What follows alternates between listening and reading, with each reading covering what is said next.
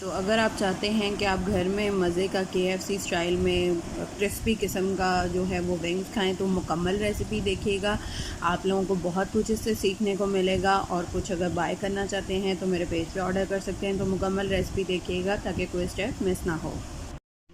बिस्मिल्लाहिर्रहमानिर्रहीम, अस्सलामुअलैकुम। हुज़ैफ़ा's किचन में सबका वेलकम है। मैं हूँ ज़ोहरा उमर।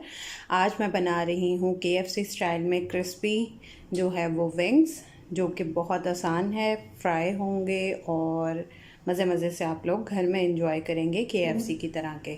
चलिए चलते हैं रेसिपी की तरफ। जी, तो सबसे पहले मैंने ले लिया है पानी और विंग्स को जो है वो इसमें डिप कर लिया है।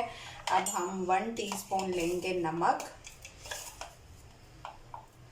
बिस्मिल्लाहिर्रहमानिर्रहीम, इसमें ऐड कर देंगे। और 3 टेबलस्पून हम लेंगे सिरका,